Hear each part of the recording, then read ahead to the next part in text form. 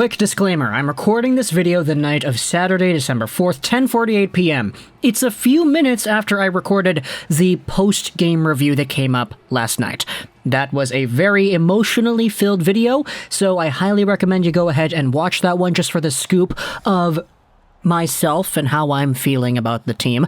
But when it comes to other parts as to where they can go from here, this video is kind of being recorded a little bit prematurely because, let's say, Sunday morning, rain is falling. You have yourself some news that says, oh, a certain someone in the Vancouver Canucks organization might have gotten, you could say, traded? You could say, fired? You could say, somebody sold the team? There are a number of different things that can happen between now, December 4th, Saturday, 10:48 p.m., as I am recording this audio, and when this video will be uploaded about 18 hours from now. I'm going to the Mainland Diecast Collectibles show in Surrey, so I'm pre-recording this video. But the point is, if somebody gets fired before this video gets uploaded, we're going to talk about it when I get home, not now. This video is going over a few pieces of information that we had acquired off of a few radio hits heading into yesterday's absolute disaster against Pittsburgh. Let's go over onto Taj's Twitter account and just kind of discuss a few points that Satyr Shah makes when it comes to the priority list. I hate that I said it like that, but the priority list. Here, you'll understand what I mean when I highlight this Satyr Shah quote. As every day goes by, the less likely it is that Travis Green goes first, is the sense that I get. Irfan also agreed with that. This was from 6:50 yesterday, which was posted on the 3rd, so what it really means is this was from 3 days ago on the 2nd, after that game against Ottawa, wherein the team was technically on a 2-game winning streak. So maybe the sentiment and the idea, the vibe of the franchise, is a little bit different now compared to when this quote was said on the radio because the Canucks had been winning. This game yesterday, man, I said it was an absolute disaster. Who knows how things could have, should have, or even have changed. But pretty much what it means is that Benning, according to what the insiders on Sportsnet 650 are saying, will get fired first. We have had so many rumors on Sportsnet, on, I think, 32 Thoughts, elsewhere around NHL media and speculation spheres, that the Vancouver Canucks are just already looking for new personnel.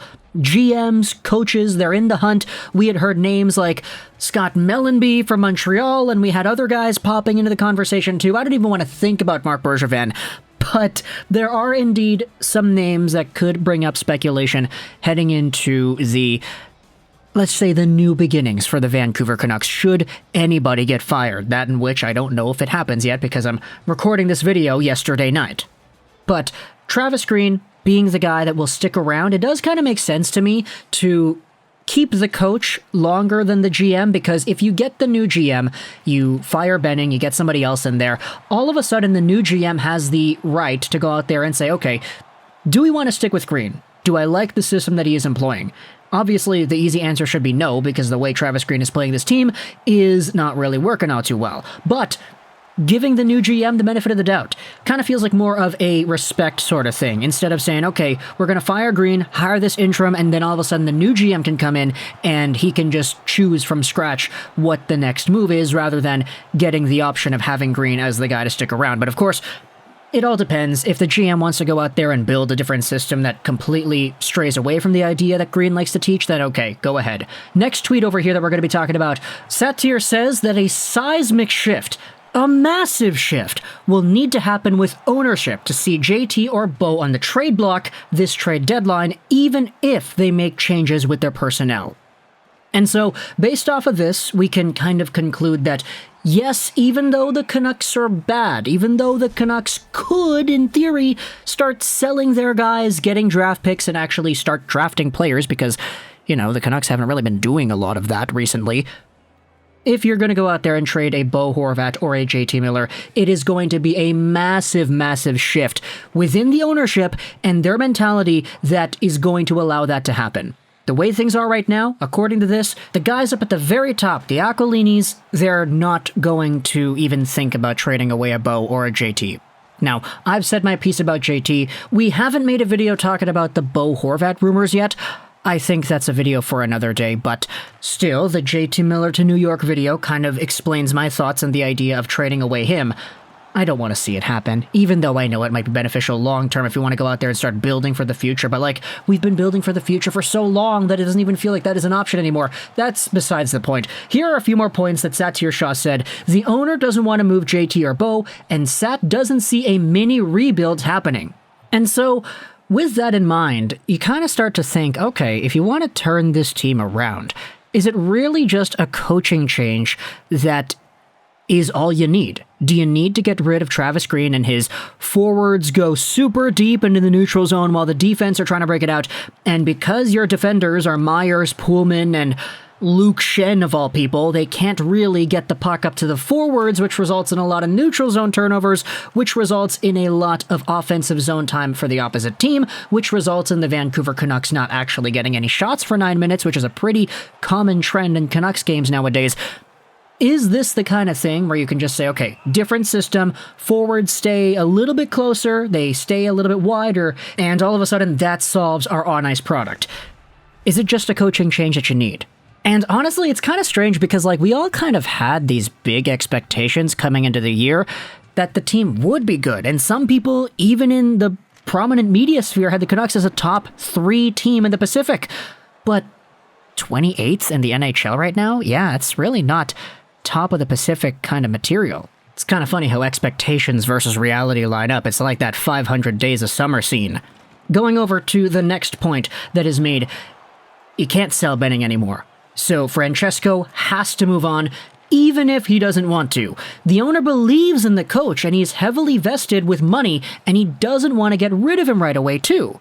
Now, these last 2 points I don't like, and it's funny because I can believe that they're probably the truth, but when it comes to the idea that Francesco Aquilini is going to have to fire Benning, not because he feels like it's the right decision, but because it's like, fine, okay, I know the fans are chanting to fire this guy in the building, but I like him so much, man. I'm just gonna have to move on from Benning, even if I don't want to.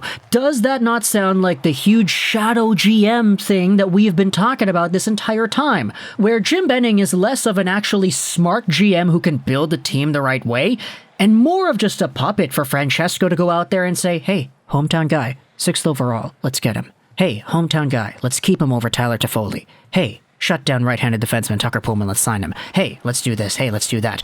They were talking about this on Sportsnet 650 as well, but like Dave Nonis and Mike Gillis, these guys got fired by the same Aquilini ownership group for a lot less than what Benning has done.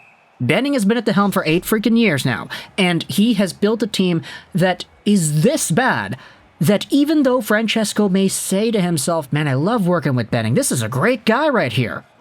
If the conclusion pretty much is just, oh man, I don't want to get rid of this guy, but we have to because the fans don't like him anymore, it really starts getting your gears turning in your head. Okay, how the heck is the rest of this hockey team being ran? Same thing with the coach right here. Francesco Aquilini, this Aquilini family, they're one of the richest families in Canada. And to go out there and believe in your coach and actually like the coach, that's one thing. If you agree with his systems, even though they haven't been working, that's one thing. But to go out there and say, okay, we can't fire the coach right now because we'll have to hire an interim coach, and that means we're spending more money because we're going to have to be paying Green, and then we're going to have to be paying the other guy that comes in to fill in for Green, and then maybe even a third guy to fill in for the interim once the interim is gone. That's more money than we want to spend. Like, maybe I'm just like the bottom 90%.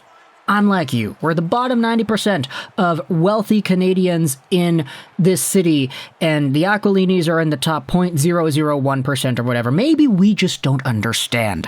But from the perspective of an outsider this far removed from the Vancouver Canucks and that kind of financial dependency, you're running a professional sports team. You can't treat this like an investment. You can't treat this like a stock that you update every few days and you buy a little bit more if it's a little bit lower and you sell a little bit more if it's higher. You buy some puts. You can't treat this like an investment. This is a hockey team with people under it, with emotions and fan dedication that spans decades under it, and you don't want to fire the coach because you're going to have to hire somebody else and you're going to spend more money to do that. Are you kidding me? Oh my goodness. Okay, that kind of got a little bit more personal than I wanted it to, but either way, we're at the end of the video here. I gotta go because I gotta go to that diecast show later tomorrow. So talk to me in the comments. What do you think about all the stuff we discussed here? If somebody was fired, if somebody was traded, we'll talk about it when I get home. I hope you enjoyed this video. This is 99. And Bye.